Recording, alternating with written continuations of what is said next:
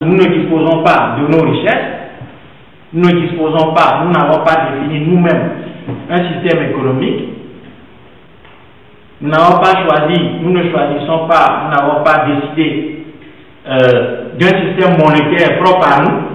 On n'a pas de système monétaire.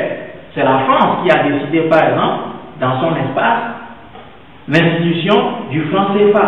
Et c'est en 1945, en réalité, que la France a décidé d'imposer le franc CFA aux États, ou soi-disant les États africains.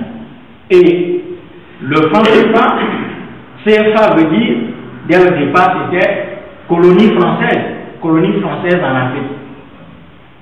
Plus tard, on a abouti à la communauté franco-africaine, le franc de la communauté franco-africaine.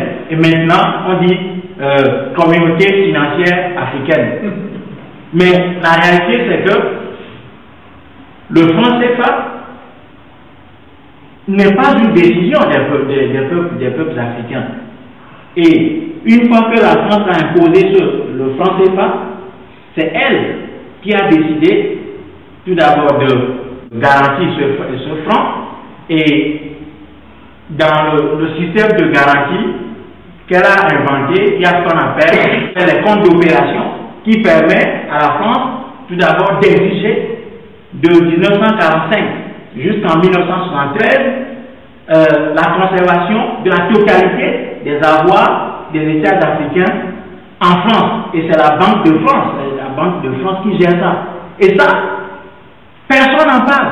Les grands financiers, les économistes, les monétaristes, tous, ils n'ont jamais parlé de ce truc. Parce que, voilà, l'Afrique est le seul, en réalité, l'Afrique est le seul continent au monde qui, en quelque sorte, fait de ses richesses à ses oppresseurs. C'est-à-dire qu'on prend l'argent de l'Afrique pour l'endetter, on endette l'Afrique, et l'Afrique, sur la dette contractée, sur ses propres fonds, doit payer le service de la dette. L'Afrique paie à la France et à d'autres pays une dette qui est son argent.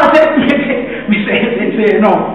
Donc après 1973, il y a eu des discussions, puisque entre-temps, les pays africains étaient devenus indépendants. Donc qu'est-ce qu'on a fait? Il y a eu des discussions, tout ça. Donc en 1973, bon, on est parvenu, la France et ses affiliés en Afrique sont parvenus à un accord qui a décidé maintenant de prendre 65% des avoirs extérieurs de l'Afrique.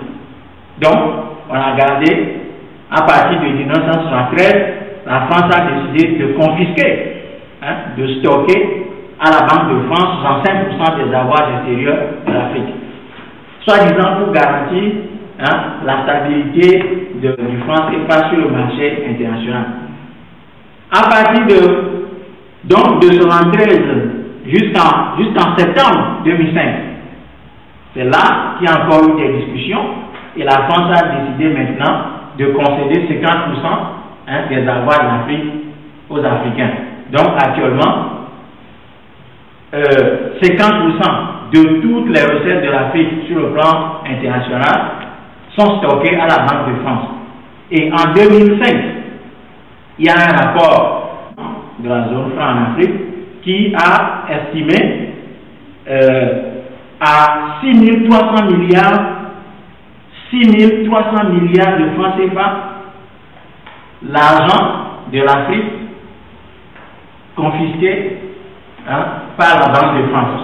6 300 milliards de francs CFA, les avoirs d'Afrique, 6 300 milliards de francs CFA séjour sont actuellement en France. Et la France utilise cet argent pour concéder des prêts aux Africains, aux États africains. Et l'Afrique dit, bon voilà, ça se transforme en dette, et après nous payons le service de la dette sur notre propre argent pour enrichir la France. Donc, pas de souveraineté démocratique, pas de souveraineté économique. Sur le plan international, on n'est pas non plus souverain, puisque pendant longtemps, en tout cas, la France avait décidé qu'elle était le seul pays, en guillemets, ami ou partenaire des pays africains. C'était exclusif. Aucun État africain ne peut faire du commerce avec les autres États. C'est interdit.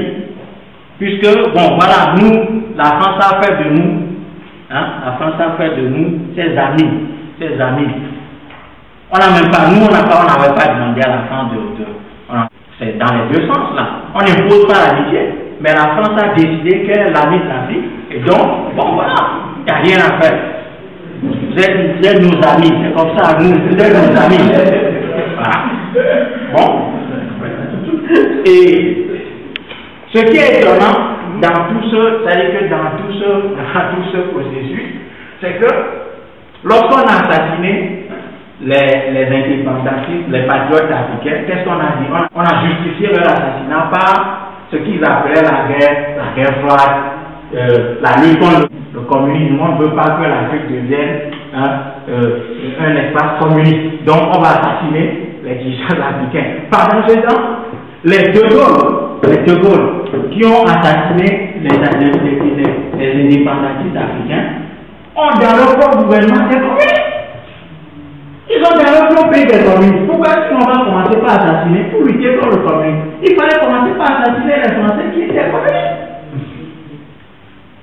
Mais ils n'ont pas fait.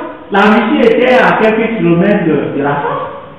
Pourquoi est-ce que la France n'a pas décidé d'aller assassiner? Parce que c'est la Russie qui était le centre nerveux du communisme. Pourquoi est-ce qu'ils ne sont pas allés faire la guerre avec la Russie?